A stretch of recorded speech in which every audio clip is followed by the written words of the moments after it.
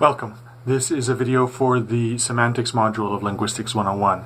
In this video, we'll discuss four more semantic relationships between words: partonyms, holonyms, hyponyms, and hypernyms. We'll discuss the difference in definitions as well as some tests you can use to distinguish them in practice. At the end of this video, you will be able to identify if a concept is in one of these relationships with another concept or another word. Now, these four concepts reflect two main types of relationship. The first is a part-whole relationship. So, for example, the relationship between your thumb and your hand.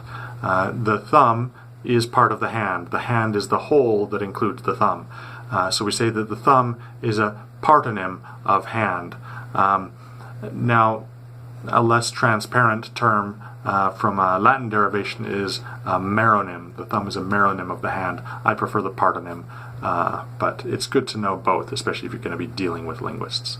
And conversely, hand is a holonym of thumb, right? So you can think of being whole, holonym, except the word whole has a W and the word holonym doesn't, but that's okay, we can handle that. Right, so far so good. Now the second main type of relationship that we're talking about here is a kind of relationship. So for example, a toque is a kind of hat. Hat is a general category. All toques belong to all toques are hats. Not all hats are toques. So we say that toque is a hyponym of hat, and hat is a hypernym of toque.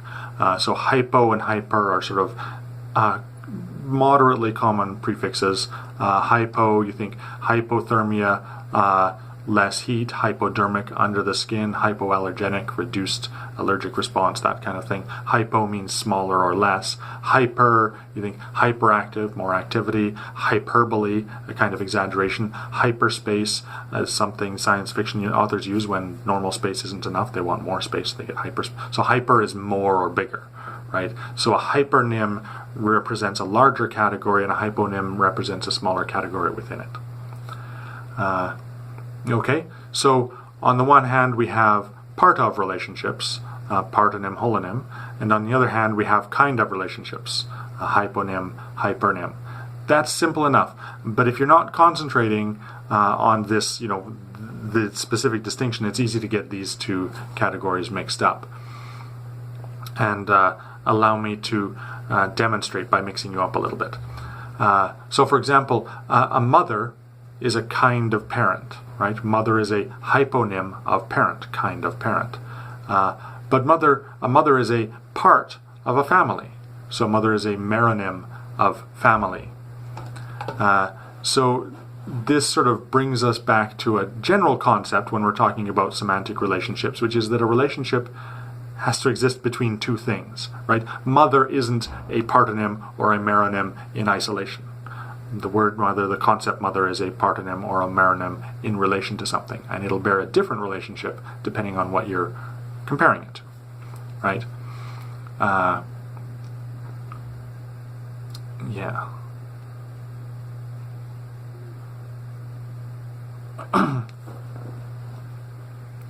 So I also want to remind you, or to let you know, of how this connects to other terms that we've got so far, specifically synonyms. Remember, two words are synonyms if they refer to the same thing.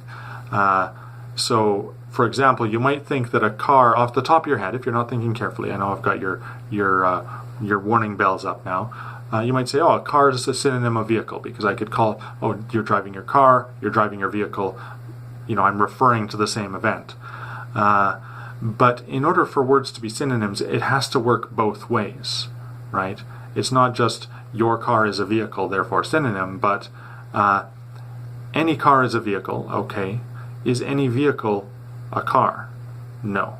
So there's a symmetry to the definition of synonym as a relationship that doesn't exist for any of the relationships that we're talking about in this video. The partonym, holonym, hyponym, and hypernym. Right? All of those are asymmetrical. That's why they come in pairs, right? Because the relationship going one way has one label, and going the other way it has the other label, right? If A is a partonym of B, then B is a holonym of A. If A is a hypernym of B, then B is a hyponym of A. Where, like, if A is a synonym of B, then B is a synonym of A, right? That's how that symmetry works. So that's important to remember with any of the relationships, semantic relationships that we're looking at here. And we'll see a similar kind of thing happen when we get into relationships between sentence meanings. And that's really it for this video, right? We've looked at the part of relationships, partonym and holonym. We've looked at the kind of relationships, hypernym and hyponym. And we've looked at the basic tests for them. You know, is it a kind of relationship? Is it a part of relationship? And which side is each entity on in that relationship? And we've looked at some pitfalls. Specifically, how do you tell these two relationships apart? And how do you tell them apart from other kinds of relationships, paying attention to the symmetry of the relationship? So here's something to think about further, to sort of exercise yourself. Think of an object that you use commonly, right? It might be a key or a keychain. Oh, there we go. That's already an answer. Or a water bottle or a book, right? Academic always has a nice thick book handy for demonstrating. Now try to think of a part-whole relationship that it participates in.